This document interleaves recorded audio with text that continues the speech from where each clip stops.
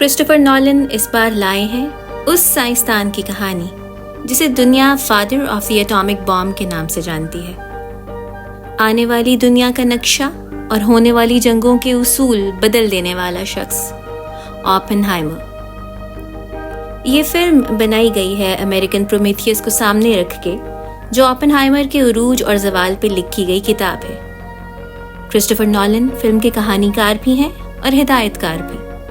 वो इससे पहले भी ऑडियंस को बेहतरीन फिल्में दे चुके हैं, जैसे इंसेप्शन, प्रेस्टीज, इंटरस्टेलर, टेनेट। इसीलिए इस फिल्म के हवाले से क्रिटिक्स और ऑडियंस की उम्मीदें बहुत बुलंद रही हैं। नॉलन की बहुत सी फिल्मों में मुख्तलिफ किरदार अदा करने के बाद बिलाखिर हमें किलियन मर्फी मरकजी किरदार अदा करते दिखाई देते हैं। मर्फी एक बेहतरीन अदाकार तो हैं ही, लेकिन इस फिल्म में उनकी परफॉर्मेंस के लिए परफेक्ट से कम कोई लफ्ज़ नहीं जचता। अल्फाज से हटकर जो चीज़ सबसे ज़्यादा मुतासिर करती है वो मर्फी के चेहरे के तासुरात हैं। खामोश रहकर अंदरूनी खलफशार और बेचैनी को कैसे लोगों तक पहुंचाना है, कोई मर्फी से सीखे। ओपेनहाइमर के लड़कपन से लेकर बुढ़ापे तक का सफ़र, कामयाबियाँ, शिकस्त, नाउमीदी, मायूसी, तकलीफ, खुशी से लेकर पछतावे तक तमाम एहसासात ऑडियंस को महसूस करवाने की जिम्मेदारी मर्फी की आंखों ने मुकम्मल तौर पर निभाई है। किलियन मर्फी के बाद दूसरा नाम है रॉबर्ट डाउनी जूनियर का, जिन्होंने एडमिरल स्ट्रॉस का किरदार निभाया है, जो ओपेनहाइमर को बेहद नापसंद करता था और उनकी सिक्योरिटी क्लियरेंस के सिलसिले में होने वाली तनाव से भरपूर इन्वेस्टिगेशन और इसके नतीजे में सिक्योरिटी क्लियरेंस ख़त्म होने के पीछे भी स्ट्रॉस का ही हाथ था।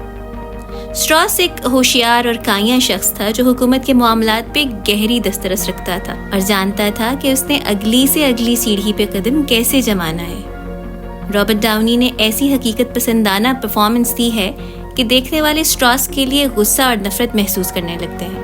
मुझे हकीकतन बहुत हैरत होगी अगर ये फिल्म लीड और सपोर्टिंग एक्टर के लिए एकेडमी अवार्ड न ले पाई। ये फिल्म 3 घंटे पे मुश्तमिल है और बहुत से बेहतरीन अदाकारों की महारत से भरी पड़ी है, जैसे मैट डेमन, एमिली ब्लंट, केसी एफ्लेक, रामी मालिक। जिससे ये जाहिर होता है कि ऐसे पाए के अदाकारों ने भी इस फिल्म में शमूलियत के लिए कम से कम स्क्रीन टाइम पर भी समझौता किया। ये फिल्म अपने विजुअल इफेक्ट्स के लिए भी खास अहमियत रखती है कि ओपेनहाइमर के जहन में घूमते ख्यालात से लेकर न्यूक्लियर धमाकों तक किसी भी जगह सीजीआई इस्तेमाल नहीं किया गया। एक अहम बात यह भी है कि फिल्म आने से कबल यही तस्वुर किया जा रहा था कि इसका मरकज़ न्यूक्लियर बॉम्ब होगा, लेकिन दरअसल वो फिल्म का सिर्फ एक हिस्सा है। फिल्म का मरकज़ ओपेनहाइमर खुद है। उसकी ज़िंदगी, उसके ख्यालात, उसका जुनून, उसका रद्द अमल, उसकी नदामत, जो शय उसने अपने तय इंसानियत की भलाई के लिए बनाई कि उसके होने से जंगों के इम्कान कम होंगे, वही शय लाखों बेकसूर लोगों की हलाकत का बाइस बन गई। इस तकलीफ के एहसास को जज्ब करना और इस एहसास से जुर्म के साथ जीना, यही दिखाया गया है इस फिल्म में। और मेरा पसंदीदा मौजू है इस फिल्म का म्यूज़िक। बैकग्राउंड स्कोर इस फिल्म की ख़ास तरीन बातों में से है। मौके और सीन की मुनासिबत से म्यूज़िक की आवाज़ का उतार चढ़ाव और सीन के साथ उसकी सिंक्रोनाइजेशन नहायत हसीन है। लेकिन इससे भी बढ़कर अमेजिंग था वो लम्हा जब यकदम तमाम आवाज़ें खामोश कर दी जाती।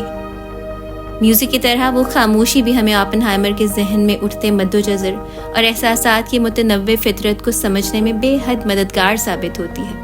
नॉलन को इस फिल्म के लिए ऑस्कर मिले या ना मिले, ये फिल्म बहरहाल उनका मास्टरपीस है। नॉलन जैसे फिल्मकार हम ऐसे फिल्मबीनों के लिए नेमत से कम नहीं, जिनको इस बात का एहसास है कि सिनेमा में क्या दिखाया जा रहा है और हकीकतन क्या दिखाया जाना चाहिए। अपनी तर्ज के इस वाहिद एक्सपीरियंस के लिए अपने करीब की सबसे बड़ी स्क्रीन तलाश कीजिए और ओपेनहाइमर देखिए। कमेंट्स में ज़रूर बताइएगा कि आपको फिल्म कैसी लगी।